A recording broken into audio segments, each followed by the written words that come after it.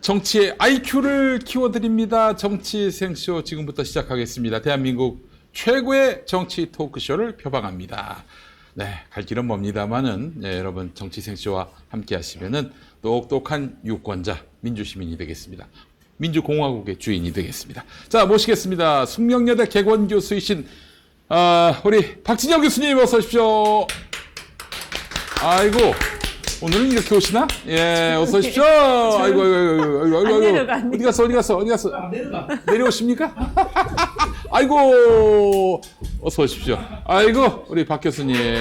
감사합니다. 안녕하세요. 예, 박 교수님. 안녕하세요. 네. 어서 오십시오. 자, 계속해서 우리 휴먼앤데이터 이은영 소장님 내려오십니다. 어서 오십시오.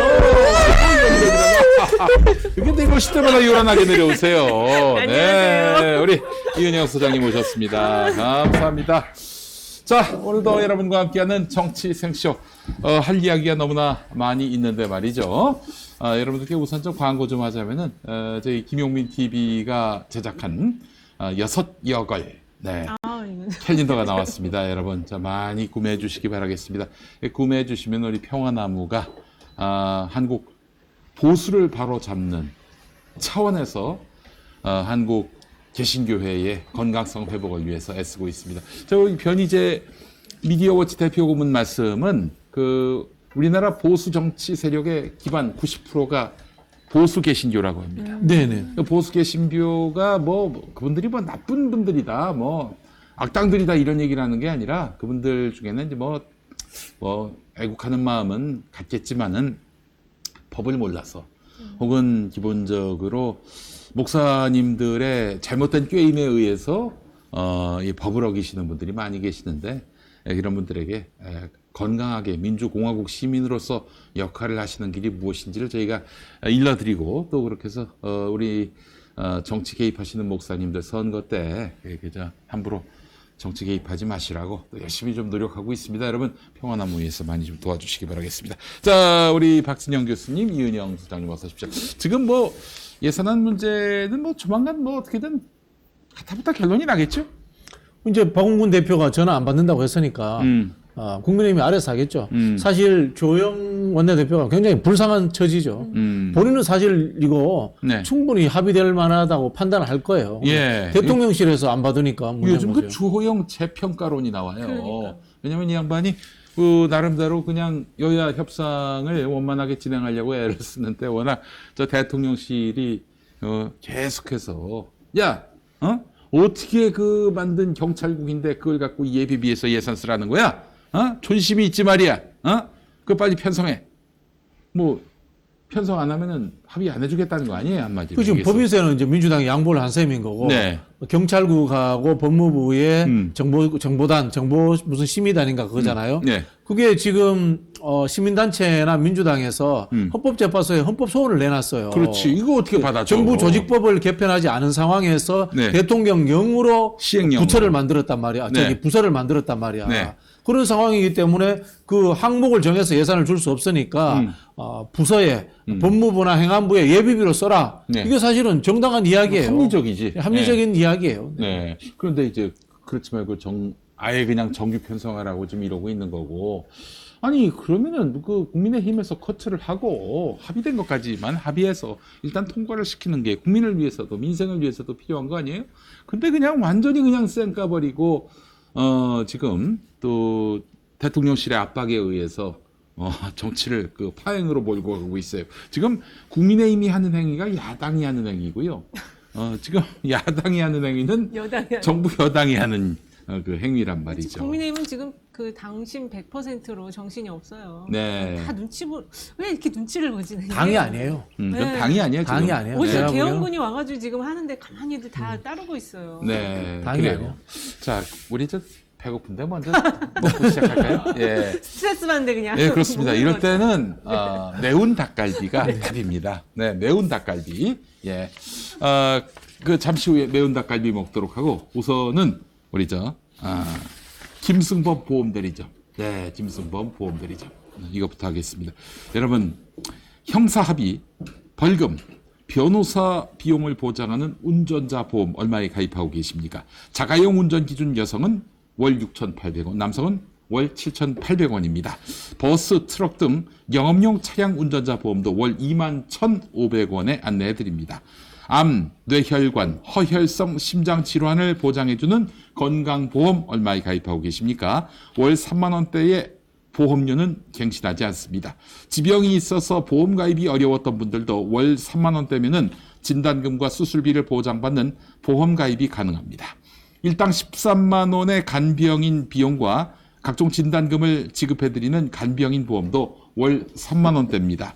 주택, 식당, 상가, 공장, 사무실 화재 보험과 배상 책임 보험도 상담해 드립니다. 자, 그간 납부하는 보험료가 부담되셨습니까? 보장이 걱정되시나요? 보험료를 줄여서 저축하고 싶죠? 보험료 줄인다고 보장이 약해지지 않는 방법을 설명해 드린다고 합니다. 19년차 보험 설계사가 나와 우리 가족의 모든 보장을 분석한 다음 직접 설명해 드립니다. 보험에 관한 모든 문의는 010-3360-0689 카톡 상담도 가능합니다. 010-3360-0689. 네. 자, 그리고 유튜브에서 김승범 TV를 검색하시기 바라겠습니다. 김승범 TV가 이 시사 보험 방송을 지향한다고 하는데요. 보험 정보를 통해서 여러분께 돈이 되는 정보를 제공하고요. 보험 사고 사례를 통해서 의료, 복지 관련 시사 정보를 제공한다고 합니다. 참 믿을 만한 든든한 이 보험 전문가 바로 김승범입니다. 시사보험방송 김승범TV 검색해 보시고 구독 눌러주시기 바랍니다. 보험에 관한 모든 문의는 010-3360-0689 7,000원 운전자 보험이 되겠습니다. 특히 주말 공휴일도 상담 가능하고요. 상담 시간은 저녁 9시까지 가능합니다. 자, 우리 김승범 보험 많이 가입해 주시기 바랍니다. 자, 이번에는 말씀드린 대로 퀵킷 매콤 한입 춘천식 닭갈비입니다. 간편식의 기준을 높이는 퀵킷. 정말 간편하고 우와. 제대로 퀵하게 이탈 수 있는 간편식 브랜드입니다. 닭봉이라고 하는 닭 날개살은 닭다리만큼 육질이 지방이 적고 육즙이 풍부하고요. 부드럽고 도톰한 닭 안심도 함께 사용해서 더욱 푸짐합니다. 뼈 없이 순살로만 되어 있고요. 이름 그대로 매콤 한입. 네, 아주 간편하고 포만감 있게 드실 수가 있습니다. 국내산 생양파를 사용한 맛깔나는 태양초 고추장 양념으로 잡내 없이 깔끔하게 맛있는 퀵킷 매콤 한입 춘천식 닭갈비. 네, 지금 김용민닷컴에서 한 팩만 사셔도 무료 배송, 두 팩에 20% 할인가로 가져가시기 바랍니다. 자, 퀵킷 춘천 닭갈비 350g 한 팩 9,900원이고요. 두 팩이면 거의 뭐 2만 원 돈 될 것 같은데 15,900원으로 20% 할인된 맞다. 가격에 모시고 있습니다. 여러분 많이 구매해 주시기 바랍니다. 네. 오, 밥을 굉장히 비벼 괜찮은데요? 먹어도 맛있겠다. 어우, 야. 이제 여러분 뭐 떡이나 고구마는 저희가 이제 사왔는데 같이 곁들여 드시면은 훨씬 맛있습니다. 오, 너무 맛있네요. 야, 역시, 응? 어우, 근데 맵다. 춘천 출신 아닙니까? 예, 닭갈비의 본고장 춘천에서 태어났고 자랐고 그 닭갈비를 매우 좋아합니다. 근데 춘천에 왜 닭갈비가 발달했어요? 어? 예? 닭이 좋은가요? 예? 닭이 좋은가요, 춘천이? 맛있어 기본적으로. 근데 춘천이나 뭐 속초라든지 뭐 저기 고성 같은 경우는 또 이제 남쪽과는 좀 달리 뭐 원주, 강릉 이런 쪽과는 달리 좀 맛이 저 뭐랄까 강합니다. 맛있어요. 어우, 너무 맛있어. 여기다 그냥 생맥주 시원한 거 하나 먹으면 딱 생맥주까지. 아이고, 예. 이 우리나라 양계의 역사는 또 박정희의 역사예요. 왜? 박정희가 음. 그 음성이라고 해야 돼, 양성이라고 나환자들 중에 이제 전염성이 없는 분들 집단적으로 사는 걸 만들면서 거기에다가 양계하도록 그렇게 해서 그걸 지원을 했었어요. 그게 이제 대구 인근에 있었거든. 그래서 대구 쪽이 치킨이 발달한 거야. 아, 아, 그래요? 네. 대구도 치킨이 발달했고 또 이제 익산, 익산에 동네 이름이 용궁동인가? 거기도 그 양계가 익산에 그 하림이 있어요, 하림이. 요새같이 이렇게 스트레스 받는 때 이거 하나 시켜갖고 이게 볶아가지고 캔맥주 하나랑 같이 먹으면은 딱 좋겠네. 윤석열이 진짜 역대 최악의 대통령인 게 그러게요. 박정희나 노태우는 이 한국의 이런 행정적인 거나 설계를 굉장히 많이 했어요. 우리 지금 정부 예산의 85%가 경성 예산으로 네. 이미 그 소요금비가 정해져 있거든요. 그게 노태우가 대통령 선거 때 만든 공약들을 지금도 아직 하고 있어요. 상당히 사람을 잘 썼나 보네. 맛있네. 진짜 맛있네요. 진짜. 말이 안 나올 정도네요. 야, 음식이 맛있으면 말할 틈이 없는데. 춘천 닭갈비가 맞아 이거 진짜. 맵긴 매운데 못 먹을 막 땀날 정도의 매운 건 아니에요. 그럼. 달면서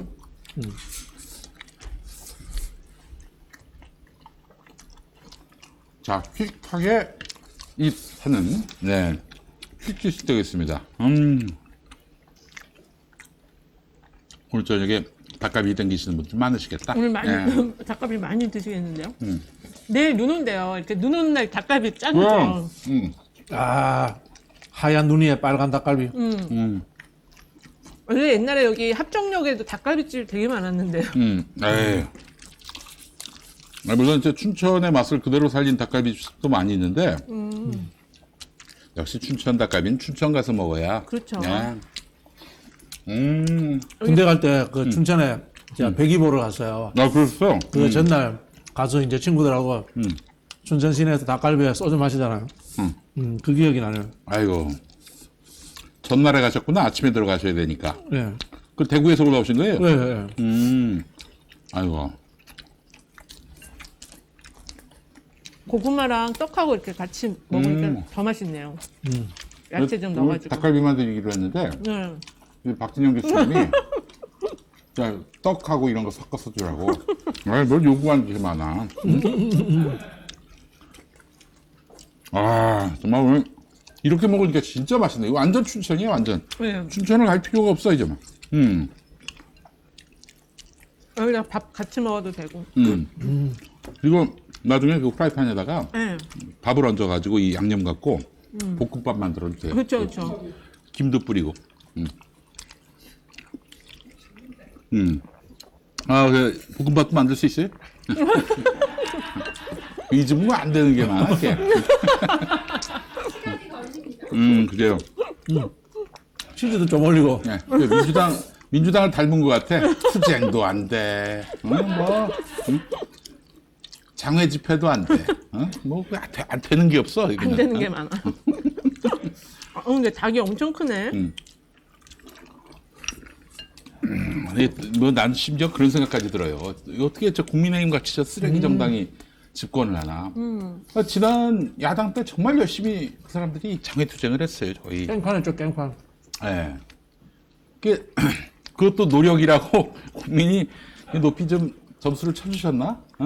하여튼 그런 걸로. 그때 많이 저기 뭐지 한 4개월인가 이상 바깥에서 데모했잖아요. 야외 겨울에. 그렇지. 아니 또 황교안은 이 빨간 카페트 위를 걷는 그 기분이 새로웠나 봐. 거의 매주 그렇게. 매주 전국의 당원을 다 동원한 거예요. 그러니까 당원 동원이 간단치가 않거든요. 그렇죠. 아니 그 사람 태워야지. 응? 버스 대절해야지. 또 밥을 먹여야지. 그렇죠. 한 대당 한 300만 원 다는 걸로 알고 있어요. 뭐 부산 이런 데서 오면은 비용이 더 들겠지. 응? 그러니까 수도권에서 와도 이렇게 돈이 엄청나게 드는데 그걸 매주 열었다고 생각을 해보세요. 그래서 막 그냥 불만이 뭐. 응? 근데 이제 황교안한테 함부로 못했던 이유가 황교안이 총선 공천권을 가졌거든. 그래서 또 황교안이 하자는 대로 다 했었지. 빨리 드시는 거예요? 우리보다 양을 적게 준 거예요? 저는 양을 많이 줘도 제가 빨리 먹습니다. 예. 그러니까 이제 사실 대선 때 황교안이 그렇게 무참하게 버림받은 게 그 장외투쟁 때 너무 저기 힘을 소진했고 인심을 또 잃어버린 거야. 예. 게다가 또 총선 때 너무 심하게 패했고. 그렇죠. 근데 돌이켜보면은 총선 때 민주당이 압승한 게 혹시 저런 건 아니었나? 민주당이 정치를 아주 잘한 건 아닌데 혹시 코로나라는 정말 엄청난 그 국난의 상황에서 이 힘과 지혜를 모아서 여당이 소신껏 해봐라 뭐 이런 차원에서 밀어준 건 아닌지. 원래 국회의원 선거는 우리가 엇갈리게 설계가 되다 보니까 정권 심판론이거든요. 그렇죠. 그걸 비껴간 거죠. 아니 그리고 그때 코로나 대응을 굉장히 선제적으로 잘했어요. 그 이재명 지사 같은 경우에 과천에 갑자기 들이닥쳐가지고 확산을 막았잖아요. 네, 그 신천지. 신천지차. 그래, 우리가 그걸 또 보고 이제 저 사람이다. 저 사람이 진짜 민주당의 미래를 만들 사람이다. 이렇게 생각을 했던 것이고요. 예. 하여간 다음 총선은 그렇다면 어떨까? 다음 총선 때 또 이렇게 코로나 때문에 민주당이 덕받다 해가지고 이 인간들이 감염병을 유포시키는 건 아니지. 이 인간들이라고 했습니다. 제가 누구라고 얘기 안 했어요. 예. 자, 뭐 그런 상황이 오지 않았으면은 안 와야 되고요. 예. 그런 생각. 옛날에 뭐 총풍도 억지로 만들려고 했던 사람들인데 무슨 짓을 못 하겠습니까? 늘 그런 경계심을 가지고. 그러니까 걔네들이 지금 칼과 뭐 총과 뭐 몽둥이를 다 들고 있어요. 그렇기 때문에 여기서 논리대로 상식대로 뭘 해결하려고 한다. 그러면은 그렇게 해서 대응하려고 한다. 그렇게 해서 주도권을 회복하려고 한다. 안 돼요. 신사적으로 해서 안 된다니까. 예. 요저 가져가실까? 예. 주시죠. 예. 또 그걸 또 배후에 두고 하면은 좀 음식점 같기도 하고. 예. 너무 맛있게 잘 먹었습니다. 그죠? 너무 맛있어요. 고맙습니다. 감사합니다. 예. 고맙습니다. 아이고, 제로콜라까지 고맙습니다. 이게 일단 짜지가 않아서 좋네. 이거 맛있어. 이거 맛있네. 짜지 않고 맵지만 기분 좋게 매운. 네, 여러분 춘천 닭갈비 퀵킷입니다. 김용민닷컴에서 구매 가능합니다. 자, 그래요. 일단 10대 빵 그 얘기부터 한번 했으면 좋겠습니다. 국민의힘 10대 빵. 원래 2004년인가 그때 한나라당이 국민의 뜻도 이제 사실은 좀 알아봐야 되는 거 아니냐. 그래야 이제 그 수권 정당으로서의 어떤 그 이미지를 회복할 수 있지 않겠느냐. 야당이 된 이제 한나라당으로서는. 그래서 여론조사까지 반영한 당대표 선출 룰을 만들었는데 이걸 뒤집어 엎었어요. 7대 3이었다가 10대 빵으로. 10대 빵. 네. 근데 뭐 윤여준 그 형님 같은 경우에는 정당 민주주의를 위해서라도 당원 투표가 맞다 이렇게 말씀하시는데 저도 사실 살짝 동의가 되거든요. 아니 당대표를 뽑는데 왜 여론을 묻는가? 역선택 가능성도 있지 않을까 염려는 됐는데, 근데 이렇게 토론 없이 무참하게 그 누군가를 밀어주기 위해서 당을 개무시하는 차원에서 밀어붙이는 10대 빵은 이건 좀 잘못된 것 같아요. 그리고 원래는 그 당내 민주주의가 있을 때는 당원들이 다 직접 선출하고 뽑는 게 맞지만 그렇지. 지금 우리나라는 아직 그게 좀 약하고 더군다나 지금 체육관 윤석열. 선거만 하던 네. 저쪽 당은 그게 더 약한데 그나마 그걸 그래도 여론조사라는 걸 넣어갖고 민심을 좀 수용을 하는 상황이었는데 그거를 완전히 10대 빵으로 한다는 게 진짜. 근데 또 그거를요 아무도 반발을 안 하고 그냥 따라요. 그럼 뭐 유승민 싫은거지 뭐. 이거 윤석열 마음대로 아니겠어요. 윤석열이 유승민 되는 게 싫으니까 지난 그 경기도지사 경선 때도 경쟁력 없는 김은혜를 억지로 밀어서 후보로 만들었고 이번에도 이제 똑같은 행위로 유승민이 안 되게 하도록 하기 위해서 여론조사 없애버리고 결선 투표제 만든 거죠. 그렇죠. 근데 거기다 결선 투표제를 또 왜 넣는지 모르겠어요. 중간에 그 얘기는 원래 없었는데. 그게 이제 결국에는 친윤 후보들이 난입하는 걸 막기 위해서. 그렇죠. 한 사람한테 몰빵하기 어쨌든 마지막에 위해서. 1대1로 만들겠다. 그렇지. 그 마지막에 만약에 유승민이 1등이고 50%가 넘지 않아요. 근데 친윤 후보들이 주렁주렁 달려봐. 그러면은 유승민이 되는 거 아니야? 결선 투표 없으면은. 아니 그러니까 그 지금 당권 주자들 자체로 정리도 못하면서 그걸 100%로 한다는 것 자체가 굉장히 이상한 그 결과가 나올 것 같아요. 저는 굉장히 재밌는. 혹시나 이제 민주당에서 당원 민주주의를 주장을 했던 우리가 불과 몇 달 전에 상황이 있었기 때문에 혼돈되지 않도록 제가 한번 정리를 해드리면요. 아까 우리 이은영 소장님 말씀하신 게 맞는데 이 정당에서 대표를 뽑는 것은 단순히 게임의 룰이 아니고요. 정당의 정체성입니다. 당원 투표로 뽑는 정당은 보통 원전 정당이 하면은 이념 정당이나 계급 정당입니다. 그런 정당이고요. 그 다음에 여론조사라든가 프라이머리를 같이 포함하는 정당들은 우리 이제 캐치올 파티라고 해서 국민정당이다. 이렇게 이야기를 합니다. 계급을 뛰어넘어서서 다양한 이해들을 반영하겠다. 민심을 당심에 반영하겠다는 뜻으로서 여론조사를 넣었던 건데요. 여론조사를 넣어서 하는 경선은 전 세계 한국밖에 없습니다. 그렇죠. 일본도 잠깐 하고요. 외국에는 어떻게 하냐면 오픈 프라이머리를 합니다. 오픈 프라이머리를 해서 그것을 어느 정도 이제 반영을 하는데요. 말씀하신 것처럼 정당 이론회에서 기본적으로 정당은 당원들의 투표를 합니다만은 한국처럼 정당의 당원들이 이 결정권이라든가 훈련되거나 당원의 주인으로서 자리매김하지 못한 곳들이 많습니다. 이런 쪽에 있어서는 어느 정도 외부의 의견을 반영하기 위해서 오픈 프라이머리라는 형태를 도입을 합니다. 대표적으로 미국과 이제 프랑스는 저 당원들만 투표하다가 오픈 프라이머리를 일부 도입을 했어요. 그런 식으로 흘러가고 있는 거고. 결선 투표하고 또 대부분. 근데 역으로 민주당처럼 국민의힘과 달리 당원들의 참여의 열성도가 높고 그다음에 훈련과 교육, 정책 결정 과정에 참여하겠다는 의지가 높은 곳에 있어서는 당원들의 비중을 좀 더 높이는 방향으로 가는 게 맞고요. 국민의힘처럼 이 명망가 정당이고 당신과 민심이 괴리되고 지역적 불균형이 심한 곳들에 있어서는 국민들의 의견을 어느 정도 반영하는 것이 맞다라고 하는 것이 이제 통설입니다. 잘 정리해 주셨네요. 아유, 어쨌든 저 당은 저기 완전히 지금 윤석열의 사당이 돼 가고 있는 상황이란 그렇죠. 말이에요. 그렇기 때문에 7대3 규칙은 더욱더 엄정하게 이제 지켜져야 할 그런 정당입니다. 그렇죠. 그 부끄럽지도 않아요. 그 윤석열 대통령이 원래 당 밖에서 데려온 사람이잖아요. 그렇지. 원래 당 안에 있던 사람도 아니고. 네. 근데 그 사람이 와가지고 당을 이렇게 막 자기 마음대로 바꾸는데 저항도 하나도 없이 그냥 일사천리로 바꿔준다는 게 너무 부끄러울 것 같아요. 부끄럽죠. 네. 부끄럽고 한편으로 보면 윤석열 대통령이 상권 분립을 무너뜨리고 있는 거예요. 아니 지금 그것만은 무너뜨리는 게 아니고 무너뜨리는 게 한두 가지가 아니에요 지금. 아니 어쨌든 뭐 지금 이 룰 변경과 관련해서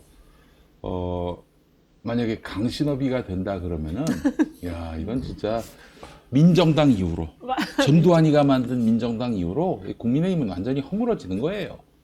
강신업이가 당대표 되면은 이제 영강남에 있는 영감님들, 영남 강남에 있는 다선의 그 의원들 너희들도 다 죽었어 이제. 그리고 거기 전두환도 당 운영을 이렇게 하진 않았어요. 그러니까. 그렇지. 맞아요. 맡겼지 사실은. 예, 맡겼죠. 거역하지는 않았지만은 민정당이 그렇죠. 그러나 또 그런 어떤 그 자기가 모르는 분야는 또 완전히 맡긴 부분이 있어요. 지금 완전히 기억나는 게 이제 박준규, 최문식, 그렇지. 구여권, 구야권 정치 하던 사람들 중에 어느 정도 자기 편으로 당겨가지고 쓰고 이렇게 했죠. 박준규나 최문식 다 내가 알고 있기로는 민주화 운동했던 분들로 알고 있어요. 야당 경력이 있었죠. 야당 경력이 있었던 분이에요. 이런 사람들한테 또 맡겼지. 그래서 이 정당사 보면은 민주당이 좀 정리가 되기 전에 민정당이라든지 이런 데가 오히려 정당 시스템이 더 잘 돼 있었다고 그렇지. 그렇게 그건 얘기했었어요. 맞습니다. 공화당이 잘 돼 그 있었죠. 관료 시스템을 그대로 갖다 나가고 네. 막 기수문화 있고 그래서 굉장히 체계적으로 아 정당에도? 예, 만약에 그 걔네 체계가 우리나라에서 기수가 당 있어요, 같은 기수. 당이 최초로 나타나는 건 공화당이라고 보시면 되고요. 왜 그렇게 되냐면 공화당을 짠 게 공산당 출신이 짰어요. 아 그래요? 네네네. 오 그래요? 그 역사적으로 정당은 이제 두 가지에서 이제 출발합니다. 귀족들의 사교 클럽. 그 다음에 노동자라든가 또는 이 좌파 혁명가 정당, 그렇지. 결사체 정당 이게 네. 이제 정당의 뿌리예요. 영국에 네, 뿌리죠. 근데 우리 이제 보수 정당들은 사교 클럽에서 시작됐을 거 아닙니까? 살롱 네, 그러다 보니까 이제 이 이 명망가 정당이 될 가능성이 많고 그 공산당이라든가 혁명가 정당은 굉장히 결사책과 규율이 강한 정당이 되는데 공화당이 원래 그 전에 있었던 자유당이라든가 한민당 또 뭐 민주당 공화당이 등장하기 전에 50년대 정당들은 이 사교 클럽 비슷한 명망가 정당 구락부 들어보셨죠? 그렇죠. 예, 그런 느낌이에요. 구락부가 클럽의 클럽이에요, 클럽. 그 예. 일본어 예, 표현으로 클럽인데 알고 있어요. 그런 정당이었는데 공화당이야말로 한국에서 최초로 이 공산당 조직을 흉내내서 만든 제대로 된 정당이었습니다. 아 그래요. 아이고 맞아요. 공화당의 그 뿌리가 공산당이었다. 그래서 순환보직도 하고 그다음에 기수문화 있고 그래서 민주당이 그거를 많이 좀 갖다 차용하려고 실제로 했었어요. 그 현대 정당 시스템은 사실은 그 지금 보수 정당이 앞서갔었어요. 좀 특히 앞서갔었죠. 여의도 연구원, 여의도 연구소 이게 그 정당 연구소긴 하지만은 그 어떤 여론조사보다도 가장 정확한 여의도 연구소는 정관에 그 95년도에 만들어졌는데요. 민주당하고 다른 게 정관에 전략연구소라고 되어 있습니다. 민주당의 연구원은 정책연구소로 되어 있고요. 네. 근데 뭐 잘 아시겠지만은 정책이라는 게 쓸모가 있고 팔려야지 그렇죠. 현실화되는 거지 않습니까? 그래서 늘 우리가 이야기할 때 전략 정책이라고 순서를 정해놓고 하지 정책을 앞세우지 않습니다. 네.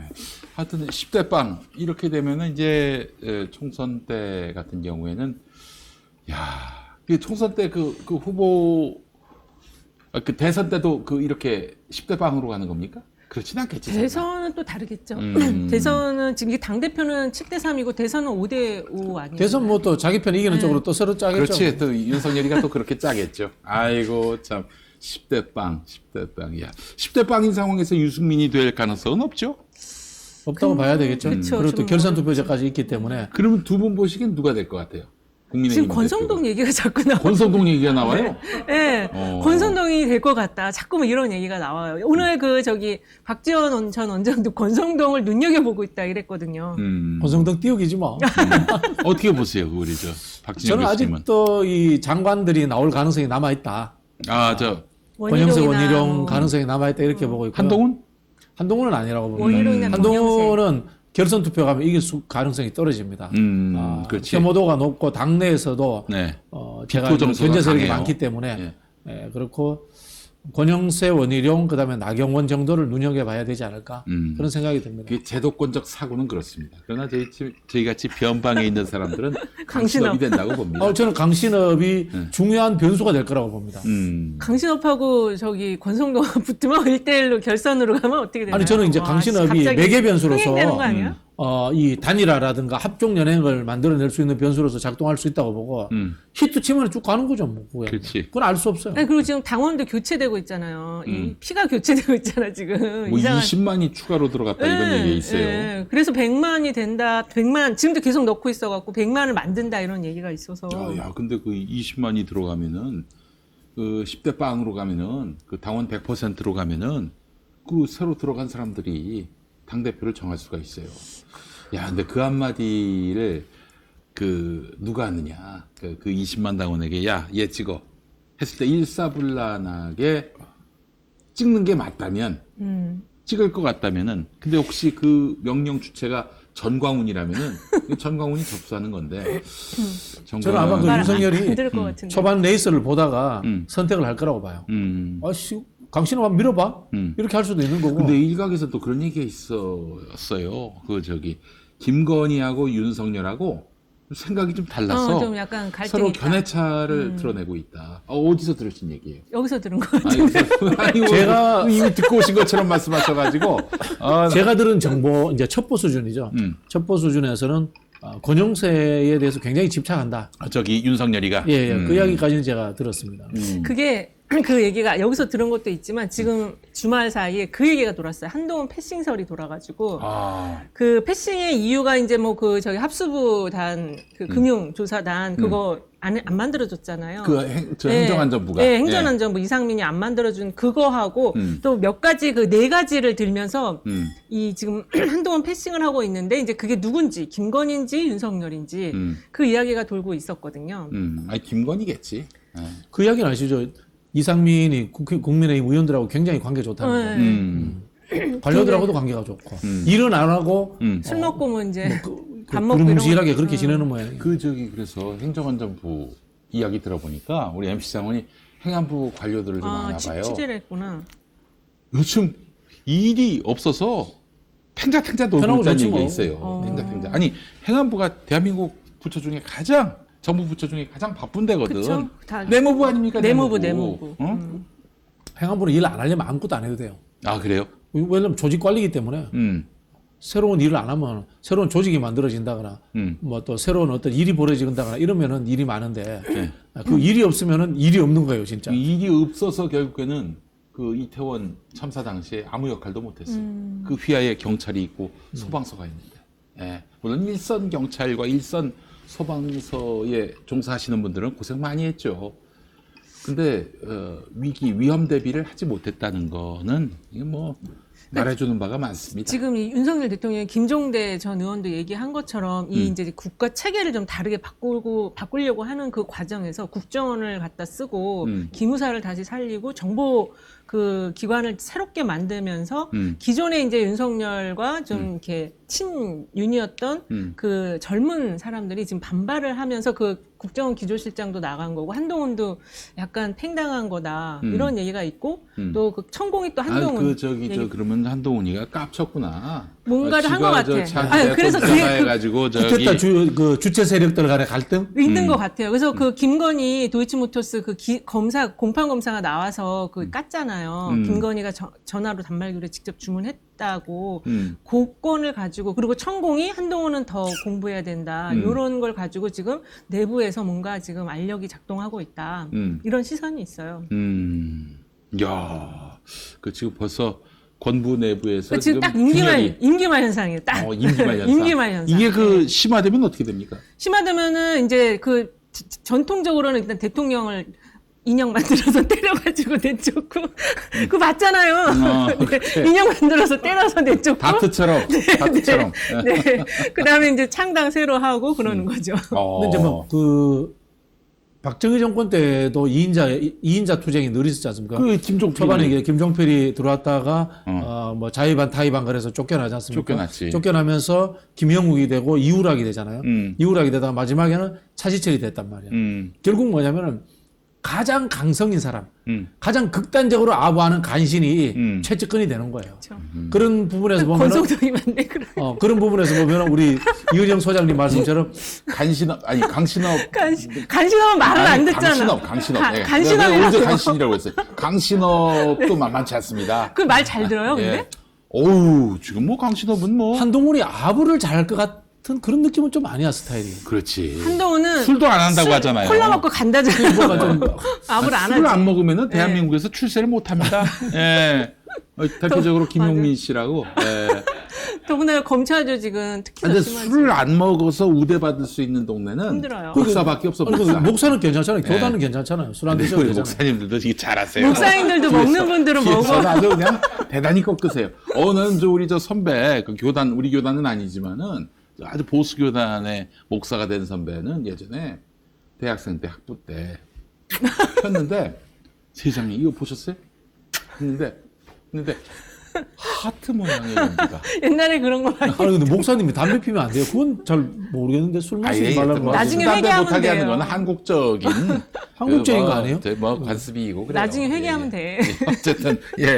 어쨌든 술도 안 먹고 그러니까 한동훈이가 그 뭐 저기 이너서클에 약간 고깝게 계속 보고 있었겠죠. 일을 잘하니까 때려줄 게다가 또 수는 이제 없고. 언론이 막 한동훈 띄워주잖아. 그러니까. 이거를 기분 나빴을 수도 있어. 윤석열이가 보고 좋아할 리가 없어요. 그 언론은 또 저기 윤석열을 까고 한동훈은 막 밀어주고. 한동훈 욕하는 언론 보셨어요? 없었죠. 없어. 네. 그러니까 되게 빡치는 거지. 김진애 의원이 그 이야기를 하시더라고. 윤석열이 갖고 있는 것은 잘생긴 사람, 잘난 사람에 대한 이 결핍과 질투심, 문재인 대통령, 조국 장관. 그런 그래요? 그런 이 플라톤적인 인간들에 대한 이 질투심 이런 게 존재할 수 있다. 나는 안 미워하겠네. 네, 아이 다행입니다. 정말 나를 미워할까봐. 예뻐하는 거 아니야? 검사라 특수부 검사라는 게 모든 사람을 잠재적 피의자 이렇게 보고 있는데 맞아요. 도덕적으로 보이는 선해 보이는 사람들, 젠틀한 사람들 그런 사람들은 눈에 거슬린다는 거예요. 이 이재명 대표는 어떻게 볼까요? 중대 범죄자라고 이미 얘기했잖아요. 그렇지. 어떻게 보는지 얘기했잖아요. 그래서 죽여야 될 경선 때. 경쟁자라고 보고 있는 것 그렇죠. 같아요. 아마 이렇게 경쟁자로도 보겠죠. 안 봐. 조국 범죄자로 장관이나 보지. 문재인 대통령 같은 사람들은 저 사람은 위선자일 거야. 위선자. 이렇게 이제 보고 있을 것 같고. 네. 위선자일 때까지 계속. 그렇죠. 위선자일 때까지 그렇지. 이제 위선자를 만들기 위해서 예. 끝까지 그렇게 하는 거고. 이재명 대표에 대해서는 쟤는 유능하긴 한데 분명히 범죄를 저질렀을 거야. 그렇게 계속 라고 이렇게 이제 확신하는 거예요. 그리는 거죠, 계속. 알겠습니다. 근데 근데 왜 이렇게 윤석열 지지율이 지금 올라가요? 그래서 지금 여론조사 꽃 김어준 총수가 만든 그걸 봤어요. 41.9 나왔더라고요. 근데 아무래도 이제 지금 그 갤럽 조사에서는 갤럽 조사 36 나왔는데 뭐 노동 파업에 대한 대처. 근데 노동 파업이 끝난 지가 언젠데 아직까지 노동 파업 대처 때문은 아니고 일단 도어 스태핑을 중단해서 좀 부정적인 요인을 제거한 게 좀 결정타였던 것 같고 그 속에서 이제 대통령으로서의 어떤 약간의 이미지적인 그걸 좀 만들었다. 그 도어 스태핑을 중단해서 부정적 이미지 제거하고 그다음에 이제 관저 정치하고 그리고 또 하나가 어쨌든 요런 걸로 지금 이미지를 약간 영빈관에서 행사하고 그런 게 약간 이제 대통령스럽게 보이게 한 거예요. 그리고 아젠다를 세팅을 했어요. 개혁 아젠다. 노동 개혁을 하겠다. 무슨 연금 개혁을 하겠다. 할 건지 안 할 건지는 모르겠지만 내가 이 방향성을 가지고 가겠다라는 그런 이제 이미지를 만든 거죠. 그래서 지금 민주당도 사실 이게 이제 결집을 하고 나면 그다음 확장을 해야 되잖아요. 확장해 나갈 때 제일 중요한 게 아젠다예요. 근데 지금 윤석열 대통령은 지금 양쪽에서 굉장히 오랜 기간 팽팽하게 지금 정당 지지율이 지금 결집이 돼 있었는데 거기서 아젠다를 만들었고 그래가지고 이제 지금 확장을 해나가니까 이제 뭐 좀 대통령이 이제 그동안은 막 헤매더니 이제 좀 뭐 좀 알게 됐나 보다 해서 보수층이 이제 막 이제 지지를 참 어리석은 인간. 그렇죠. 지지를 하려고 이유를 찾는 게 이제 노동 파업을 대응해서 이렇게 지금 얘기를 하는 것 같아요. 정말 참. 야. 저 리얼미터 그 로데이터를 좀 봤거든요. 네. 보니까 2,500명이 응답을 했는데 네. 거기에 1,100명이 본인이 중도래. 중도가 40% 굉장히 40% 넘는 거잖아요, 그죠? 근데 그거는 지금 김어준 그 여론조사 것도 중도가 좀 많더라고요. 그렇고 그다음에 보수가 750개, 그다음에 진보가 640개 뭐 이 정도 나왔더라고요. 한 100개 정도 차이가 나는데 이걸 보면서 사실은 그 중도가 아니고 정확히 말하면은 무당파층이 많아진 거죠. 무당파층이 많아졌다는 것은 정치 전체에 대해서 실망하고 있다라는 이제 그런 해석이 가능한 겁니다. 그런 상황에서도 보수가 포집 자체가 진보보다 한 100개 이상씩 된다. 이야기는 서서히 활성화되고 있다 이런 뜻인데 말씀하신 것처럼 이 12구 참사라든가 바이든 날리면 때 보수라고 하는 사람들이 응답해서 부끄러운 거야. 보수라고 응답하기에. 근데 아무것도 안 하니까 이제는 언론의 초점에서 좀 벗어나니까 응답할 수 있는 상황으로 왔다. 이렇게 보여지고 있고요. 제 생각에는 한국에서 아무것도 대통령이 하지 않으면 보수는 35에서 40은 늘 간다고 봅니다. 저는. 그러니까 지금 그런 층들이 결합하는 거다 이렇게 보고. 지금 대체적인 트렌드가 중도가 40까지 지금 확장돼 있고 진보가 한 20에서 25 사이고 보수도 한 20. 그러니까 진보 보수가 다 뭔가 지금 불만이 많아요. 그래서 그냥 난 중도다 이렇게 얘기를 하는 거 아닌가. 약간 근데 정당 지지도는 보면은 민주당이 40한 3, 4% 나오고 국민의힘이 41% 뭐 이렇게 나오고. 그게 이제 김어준 쪽에서 국민의힘이 40 나온 게 이게 처음이에요. 그래서 저는 저 응답률이 낮은 저 ARS 조사를 다 믿지 않는 것 자체가 뭐냐면은 한국에서 자 10명 중에 아니 100명 중에 85명이 정당을 지지한다? 길에 나가서 한번 물어봐요. 나는 불가능하다고 봐요, 이거. 그러니까 이제 지금 그 여론조사, 전화조사, 면접조사하고 ARS 조사 가장 큰 차이가 이제 무응답층이거든요. 무응답 사이즈가 지금 너무 차이가 많이 나요. 2배 가까이 차이가 나고 있는데, 그러니까 ARS는 거의 지금 뭐 4, 5%? 뭐 9% 이내 완전히 무응답층이 거의 없다 보니까 그러면은 정당 지지자들이 거의 80%라는 지적이 있어요. 활성화된 사람들만 전화 받는 거예요. 그러니까요. 그래서 솔직히 자기 정당 지지자도 아니고 저기 뭐 정치에 대해서 뭐 정치가 나하고 무슨 상관이 있냐 하는 사람들 그냥 끊어버린다고. 그렇죠. 잘 안 받죠. 전화 여론조사가 고관여층들. 한 10분 정도 걸리잖아요. 네, 맞아요. 끝까지 해야 되는 거고. 그러니 그 여론 응답률도 낮을 수밖에 없는 것이고. 그래서 이게 일단은 그러면은 이게 좀 여론조사 회사도 전체 국민의 그 여론을 듣고자 하는 건데 이렇게 시간 많이 걸리는 여론조사에 대해서 좀 손볼 필요가 있지 않을까요? 그러니까 이제 문항수를 적게 하려고 하죠. 가급적이면. 근데 이제 그 비용이 많이 들지. 네, 그러니까 문항수를 적게 하려고 하고 그리고 이제 지표 중심으로 좀 그래서 리얼미터가 5일 동안 계속 조사를 하는 거예요. 500샘플씩 끊어가지고. 근데 이제 그런 패턴으로 하는데 지금 이제 김어준 씨가 하는 여론조사 꽃이 여기 이제 강자로 지금 들어왔는데 여기가 약간 그 패턴이 가상번호를 쓰는데 ARS 패턴으로 지금 나오고 있어서 여기 조금 지켜봐야 된다. 아니 어떻게 조사하는 거예요? 그거는 그 가상번호로. 가상번호 통신사에서 사가지고 와서 ARS로 이제 돌리는 거예요. 면접원이 돌리는 게 아니고 ARS가 돌리는데 지금 그 대통령 지지율이 41.9 나왔고 그 다음에 이제 어저께 리얼미터가 41, 여기도 41.1인가 나왔거든요. 그리고 지금 정당 지지도가 국민의힘이 40.6이 나왔어요. 그래서 지금 최근에 나온 정당 지지도 중에서는 이 여론조사 꽃에서 가장 많이 나왔어요. 국민의힘이. 제가 예를 들면 이런 거예요. 지금 금방 말씀하신 것처럼 중도 포션이 40%가 넘었잖아요. 40%가 넘었는데 그러면은 어떻게 나와야 되냐면은 정당 지지도가 양당이 합쳐서 60%를 안 넘어야 돼. 그렇지. 계산으로 하면은. 근데 양당이 합쳐서 85%가 나와. 지금 그 얘기 뭐냐면 80, 나는 80이죠. 원래 보수거나 나는 원래 진보인데 저 이념 성향이 뭐냐 이렇게 할 때는 중도라고 이야기해놓고 실제로 그러면 정당 지지 어디 하느냐 그러면 민주당 또는 국민의힘 선택을 한 거예요. 지금 상황 자체가. 아. 그렇게 해석되는 거예요. 그래서 지금 이 여론조사가 정확치 않다라고 제가 말씀드리는 게 실제 중도 표심을 대변하지 않고 있고 중도라고 애둘러 표현하는 사람들 열성적인 참여층들의 의견이 반영되고 있다라고 이렇게 이야기를 하는 거예요. 사실은 중도는 선거가 가까워질 때 이게 중도는 전화 안 받지 솔직히 말하면 바로 지금은 끊어버리죠. 전화를 잘 안 받는 타임이고 그 그럼 중도라고 얘기하는 사람들은 기본적으로 보수라고. 보수라고 약보수로 봐야 돼요. 아. 네, 약보수는 약진보인데 약보수가 많죠. 우리나라 이 이념 지형상으로. 그리고 ARS 조사에서 민주당이 40 나오고 그다음에 국민의힘이 지금 여기서도 40 나왔는데 요거는 이제 제가 볼 때는 조금 더 봐야 되겠지만 정당 지지도를 먼저 묻고 대통령 지지도를 나중에 물어보면 사실 우리나라 사람은 정당을 밝히는 거 굉장히 불편해하거든요. 네. 그래서 먼저 물어보면 이게 이제 고관여층을 먼저 잡는 거예요. 그리고 나서 이게 대통령 지지도로 가니까 고관여층이 대통령 지지도 긍정적으로 얘기할 수가 있는 거죠. 그래서 중도가 85%가 된 그렇게 거다. 될 수 있는 거예요. 예. 그러니까 알겠습니다. 거기서 내가 약간 나를 속이고 싶은 중도라고 찍는 거죠. 내가 국민의힘 지지자라고 하더라도. 그래서 이게 정당 문항을 언제 물어보느냐, 그것도 이제 회사마다 조금씩 다른데, 그거에 따라서 지금 다 조금씩 자, 차이가 그럼 나요. 좋습니다. 우리 저 이은영 소장님 보시기에는 네. 현재 정확하게 몇 프로인 것 같아요? 저는- 이 선거라고 쳤을 때. 대통령 지지율? 네, 아예. 지금 제가 볼 때는 한 34, 요 정도? 34 정도? 네, 34나 한국 갤럽하고 거의 비슷하네요. 그쵸. 그리고 이 이제 정도면 사실 많이 나오는 거잖아요. 미디어 토마토, 그쪽이 거의 ARS지만 34호 나오거든요. 그러니까 여기가 맞는, 요 정도 사이즈인 것 같아요. 우리 저 박진영. 저도 교수님은. 동의합니다. 예를 들자면은 혹자들이 비판을 합니다. 예. 민주당이 윤석열 정부가 이렇게 삽질을 하는데 왜 45%씩 못 넘어 그러는데 예. 그런 적이 없어요.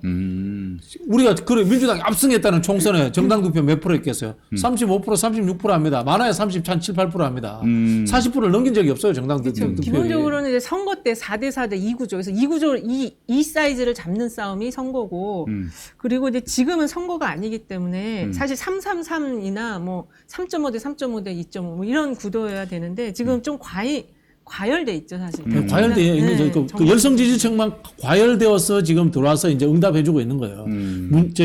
이명박 정부 때, 박근혜 정부 때 민주당이 야당할 때 나름 잘 싸웠어요. 제가 판단해볼 때 지금보다 더 잘 싸웠어요. 그때 정당 지지도 보통 한 20, 한 4, 5%밖에 안 됐어요. 그리고 지금 진짜 꼭 하고 싶은 얘기가 뭐냐면 이게 지금 취팅 전국이에요. 그러니까 취팅이라는 건 속이는 전국이거든요. 네. 그래서 지금 여론조사에서는 ARS가 거의 40% 넘었다, 뭐, 그러면서 언론에서 계속 상승세를 탔다, 계속 이렇게 지금 보도를 하고 있는데, 실제 이 지지율의 등고선은 두 개거든요. 34호짜리가 하나 있고, 지금 40, 그 사이가 하나 있고, 그리고 아까 말씀드린 것처럼 개혁 아젠다를 냈는데, 노동개혁을 걸었거든요. 그러니까 이거는 보수를 결집시킬 수 있는 아젠다인데, 지금 윤석열 대통령이 낸 그 노동개혁은 예전에 독일에서 하르츠가 했던 개혁인데 독일에서 실제 했던 개혁하고 완전히 달라요. 이게 유연화를 하는 그 개혁이 아닌데 지금 유연화를 하겠다고 해서 노동시간을 푸는 이런 얘기를 지금 하고 있어서 앞으로 계속 그런 것들이 많을 거예요. 뭔가 이렇게 좋은 거를 주는 것 같은데 실제 본질하고 제목 다른. 장사. 네, 그래갖고 이게 썸네일 장사. 혹하게 하면은 중도가 일부 딸려갈 수가 있거든요. 그래서 그런 것들을 계속 밝혀주는 작업을 이쪽 진보 진영 쪽에서 해야 된다. 지금 윤석열 정부가 하는 게 그거 유튜브하고 똑같아요. 썸네일 장사하고 있고 그다음에 이제 국민과의 대화라는 게 그게 쇼잖아요. 무슨 정책을 하는데 국민들하고 그러니까 쇼를 해요. 그게 쇼통을 한 말이 거죠, 되나 그게. 그냥. 아이고, 참. 지지율 올라간 거는 이제 그 보수가 과표집된 것이 분명하고 또 보수가 요즘 또 신날 타이밍이고. 있을 때죠. 자, 그러면 민주당은 어떻게 해야 민주당 합니까? 지금 지지율 잘 나오고 있는 거예요. 일단 그래요? 결집이 돼 있으니까. 결집이 돼 있는 빠지지 상황인 않으니까. 거고. 이쪽도 결집이 돼 다만 있다. 이게 민주당이 잘해서 결집돼 있느냐?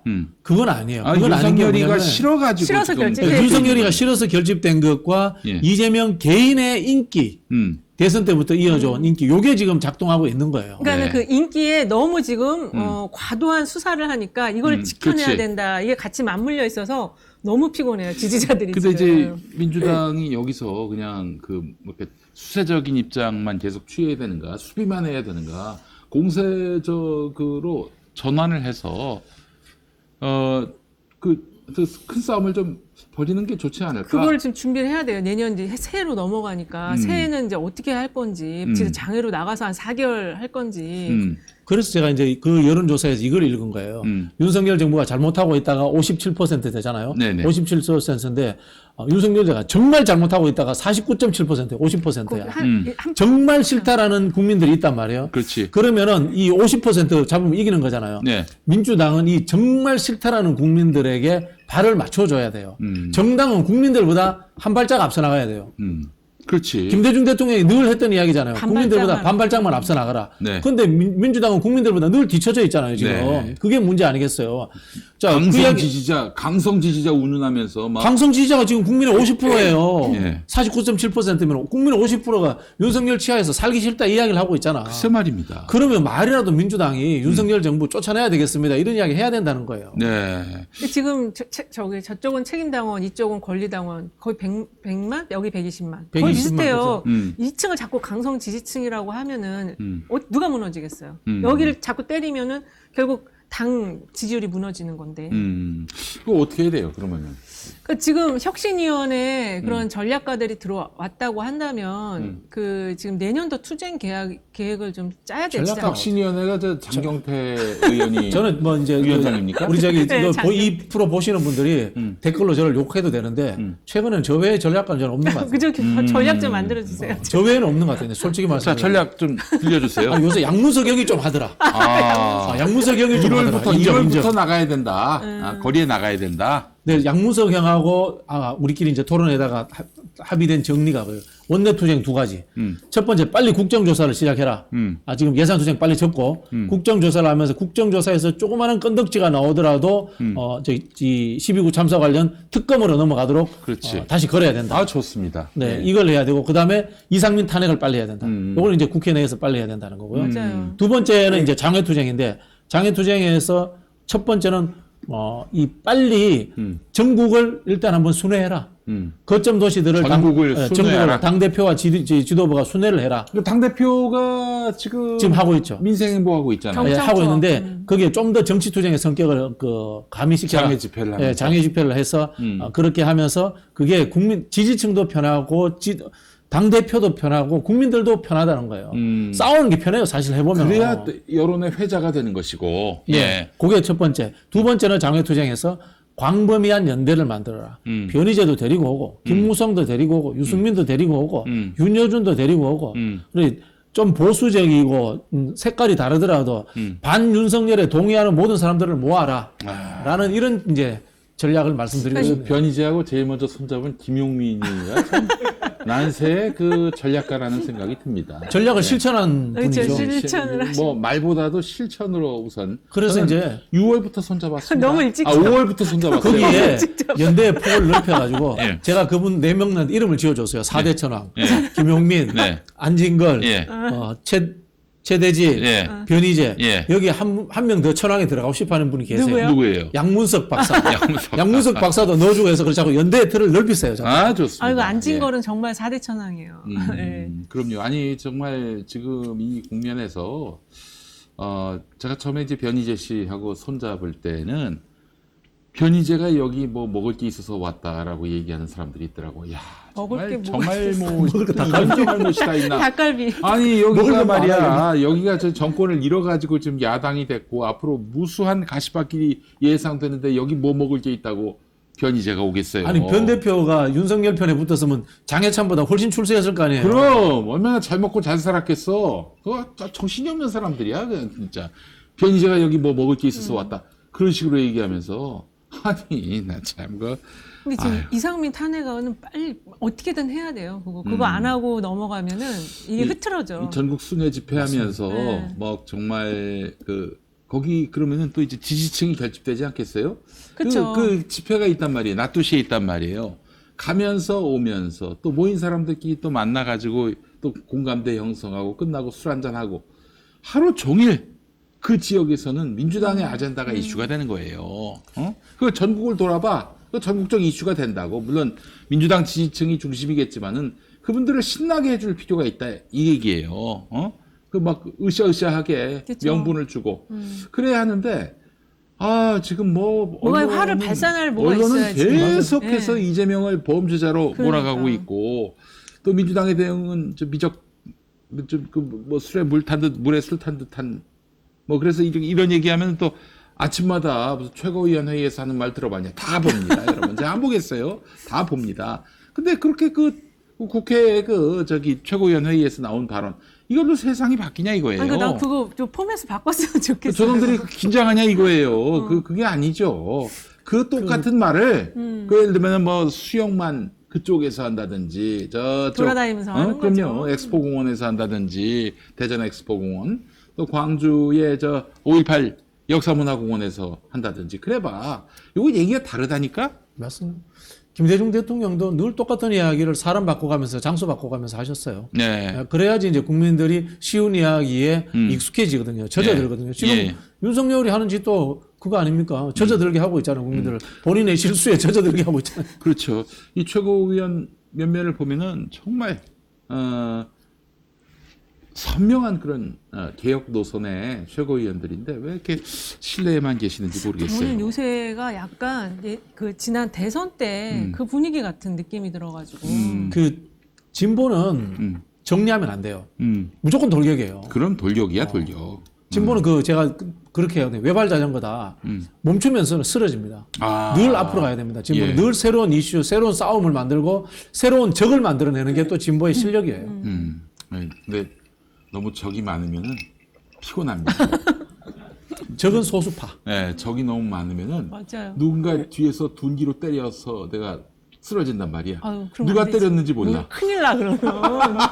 누가 때렸는지 몰라. 어느 놈이 때렸는지 알 수가 없어요. 그런 불상사가 발생할 가능성이 있다. 이 말씀을 드리겠습니다. 아니 박지원 전 국정원장 입당은 어떻게 봐야 됩니까? 저는 정청래 최고위원과 이재명 대표가 협업을 잘하셨다. 이런 생각이 듭니다. 이게 지금 염려가 뭐냐면은 예를 들면 이제 이재명 낙마를 정말 오매불망 바라는 자들 있잖아요. 수박 낙엽들, 이 인간들. 이재명 아웃시키면은 이제 박지원이 비상대책위원장이 될 거란 말이에요. 보나마나. 그것도 박지원을 과연 믿을 수 있겠는가? 그것도 그분들 대표적인 내각제론자인데 저기 김진표, 이광재 이런 인간들하고 또 저쪽 국민의힘 내각제 파들하고 야합을 하지 않겠는가? 이게 좀 거칠게 제가 좀 분석하자면은 박지원 비토론의 요체예요. 이게. 근데 그러면은 박지원 전 국정원장이 그런 생각을 갖고 있다고 칩시다. 그럼 밖에 있으면 그런 생각 안 하겠어요?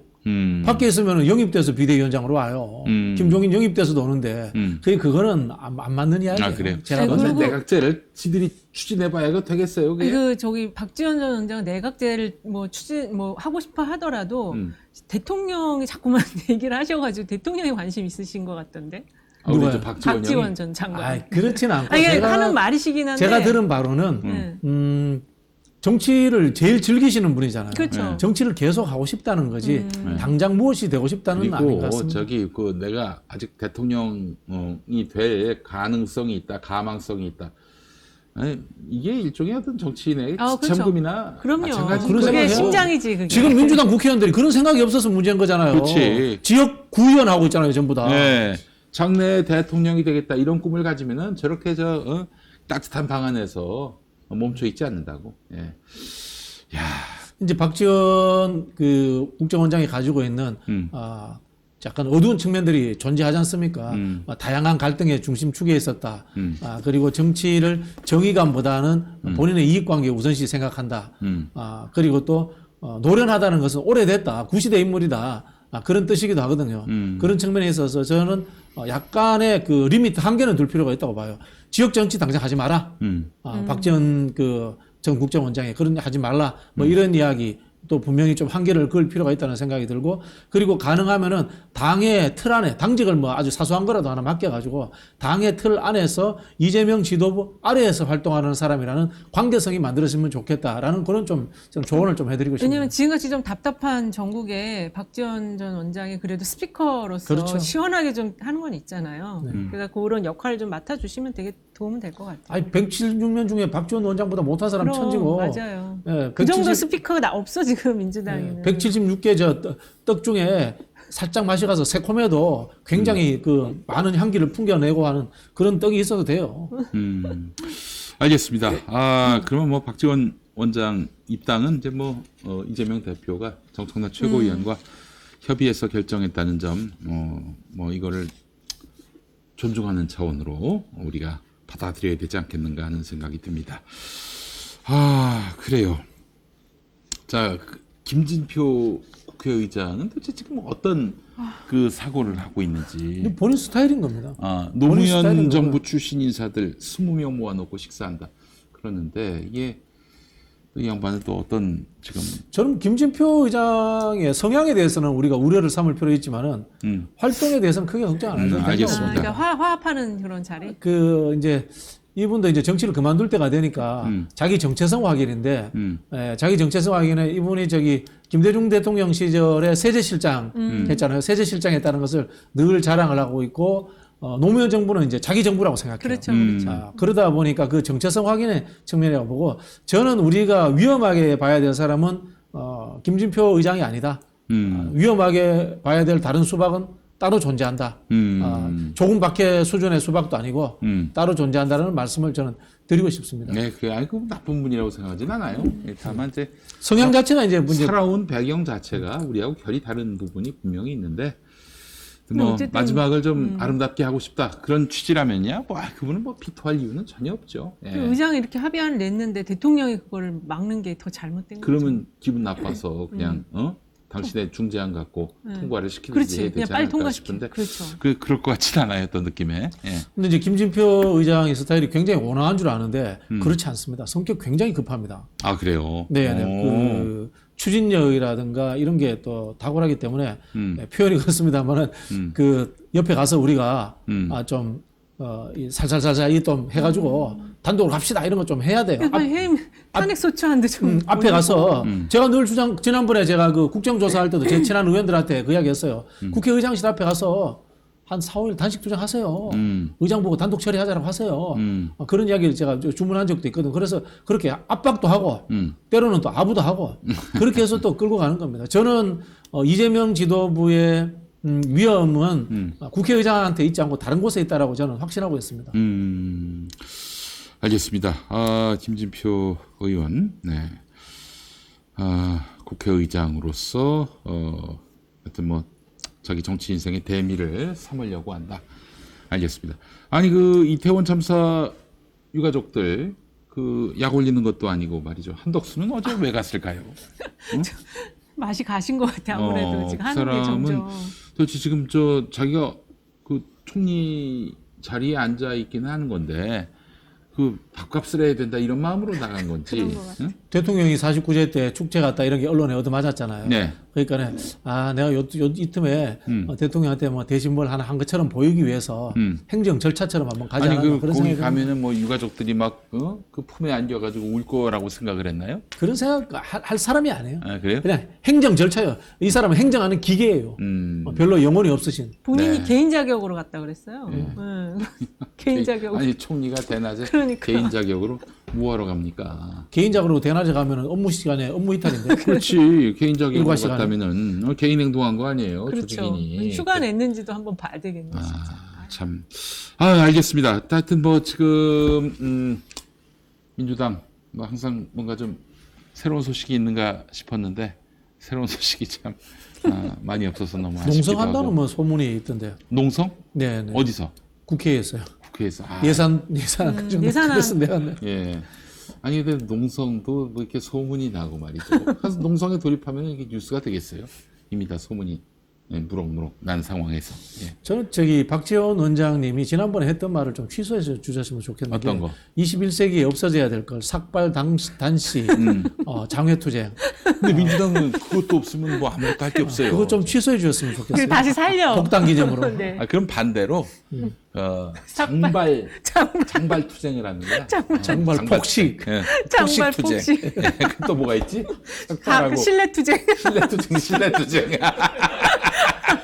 실내에서 집회 실내에서 열고.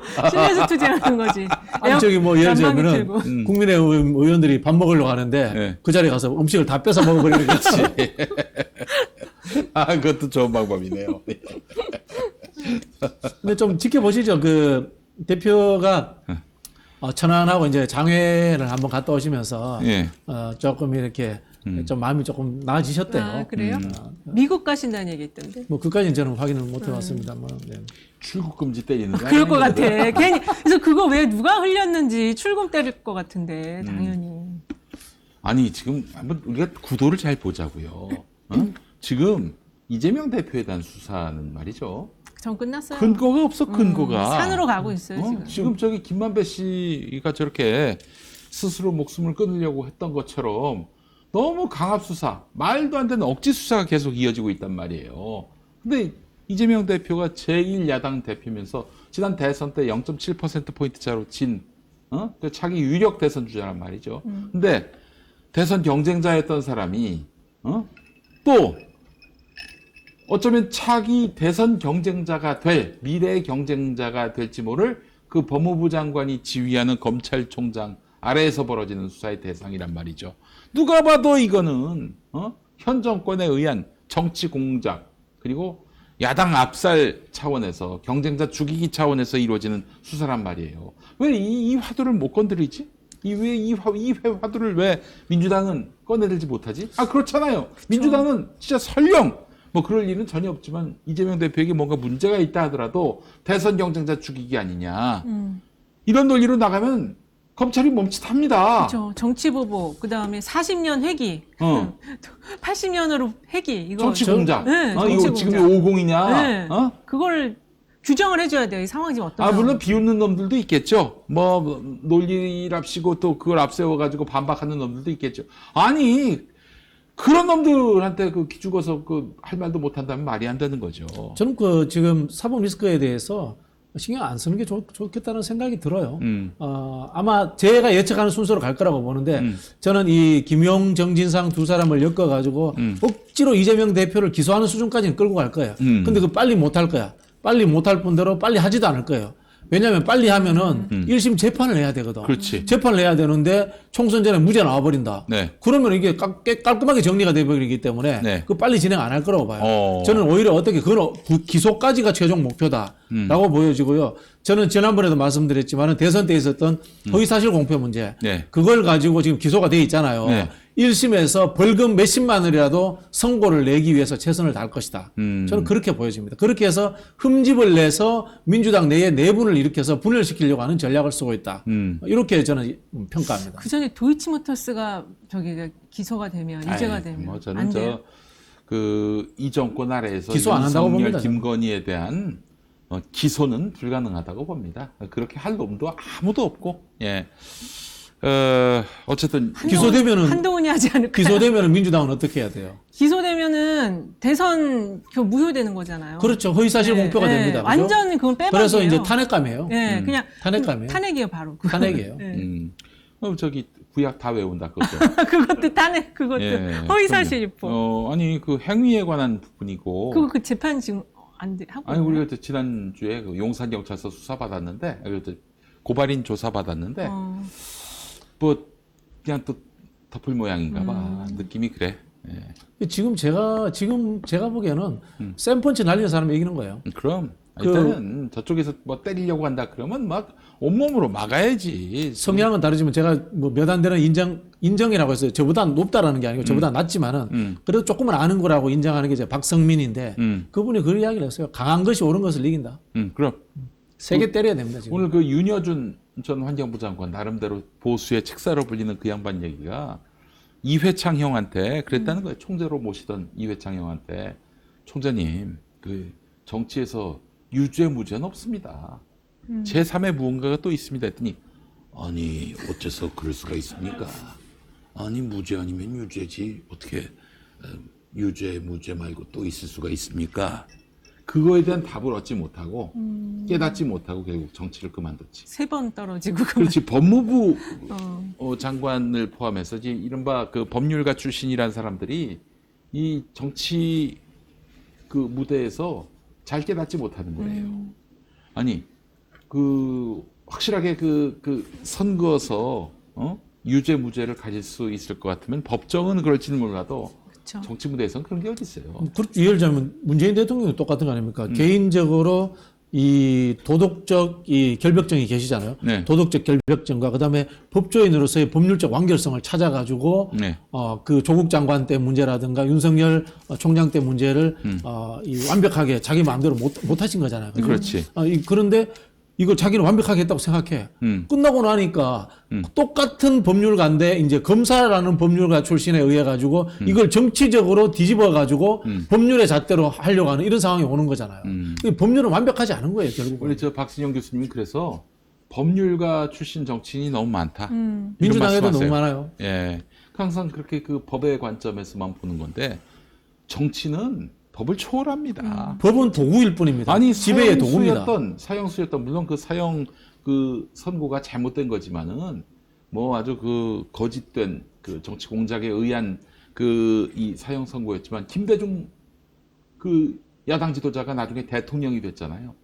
아니 사형수였던 사람이 어떻게 대통령이 됩니까? 그렇죠. 네, 이게 바로 정치입니다. 이 한국이나 일본 같은 이 선진 문물을 수입한 나라에서 그 당시에 이제 절대 왕정이라든가 이 전체주의 국가가 법을 그렇게 신성시 만들어 버린 거예요. 그렇지. 그 소크라테스가 악법도 법이다 그런 말 한 적 없어요. 예. 일본에서 지어낸 말이에요, 이거. 예. 예를 들자면. 자, 그 하여튼 정치 무대에서 법을 앞세워 가지고 정적을 제거하려는 이런 야만의 상황에 우리가 지금 직면해 있는데 이걸 돌파할 수 있는 정치의 힘이 필요한 때입니다. 정치의 힘. 정치의 힘이 어디서 나옵니까? 국민의 지지라고요. 그렇죠. 국민 50%가 윤석열을 확고부동하게 아주 강력하게 반대합니다. 이 민심 믿고 갈 수 있는 자가 저는 차기 그 권력자라고 보는데 저는 염려되는 게 민주당이 이런 어떤 그 강력한 윤석열 반대 정서 이거를 그냥 다 우리 편이고 다 우리 표라고 생각을 하면은 오산이다. 그렇죠. 예컨대 이제 유승민이가 뛰쳐나가가지고 합리적 보수를 앞세우면서 윤석열 반대표를 끌어모으려고 한다. 그건 민주당의 위협이 된다고 봅니다. 예, 뭐 유승민이 말도 안 되는 안보관 이런 걸 갖고 있어가지고 좀 뭐 썩 그렇게 뭐 이렇게 마음에 들진 않아도 그러나 지금 진짜 민주당이 미적되는 사이에 엉뚱한 놈이 이 여론을 가져갈 가능성이 있다는 점을 분명히 우리는 알아야 할 것 같습니다. 예, 정치생쇼 오늘 순서 모두 마치겠습니다. 이은영 소장님, 박진영 교수님 두 분 수고하셨고요. 저희 다음 주에 뵐까요? 네, 고맙습니다. 감사합니다. 네.